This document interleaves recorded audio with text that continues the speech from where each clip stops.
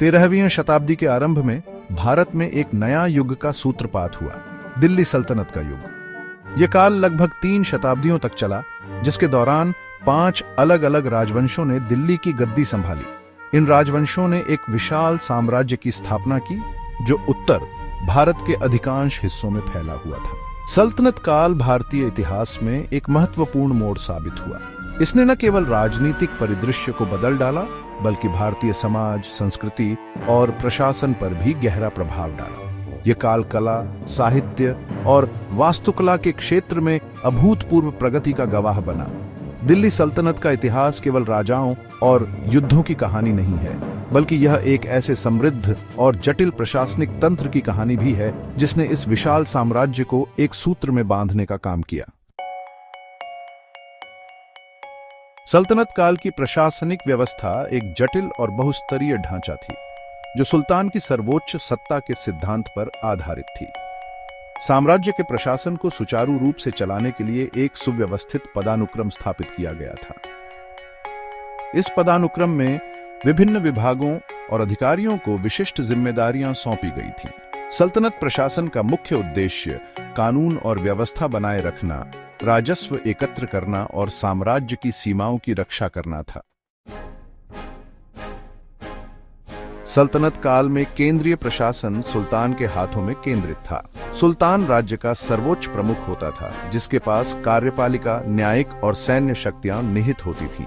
वह अपने मंत्रियों की सहायता से शासन चलाता था, जिन्हें वजीर कहा जाता था। प्रमुख वजीर, जिसे वजीर आजम कहा जाता था, सुल्तान का सबसे शक्तिशाली सलाहकार होता था और प्रशासन के सभी पहलुओं की देखरेख करता था। विशाल सल्तनत साम्राज्य को प्रशासनिक सुविधा के लिए कई प्रांतों में विभाजित किया गया था, जिन्हें इक्ता कहा जाता था। प्रत्येक प्रांत का शासन एक मुक्ति या वाली द्वारा किया जाता था, जिसे सुल्तान द्वारा नियुक्त किया जाता था।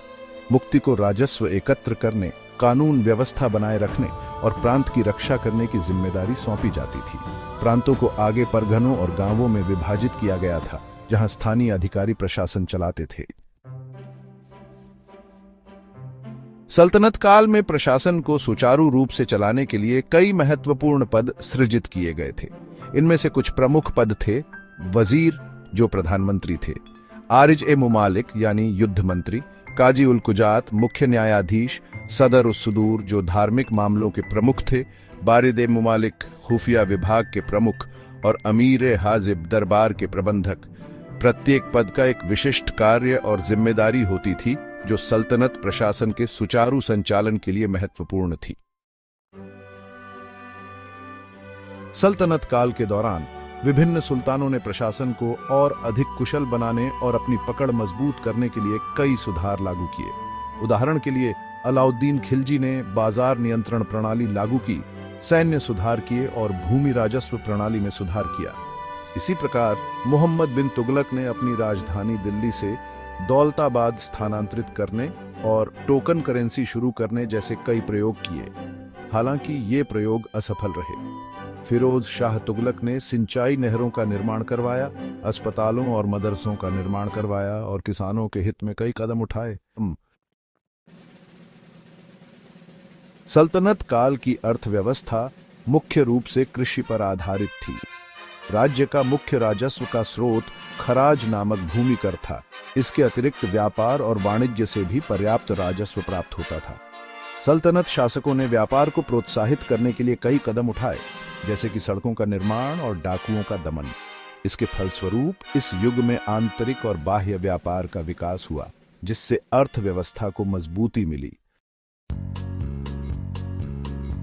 सल्तनत काल में समाज बहुधार्मिक और बहुसांस्कृतिक था।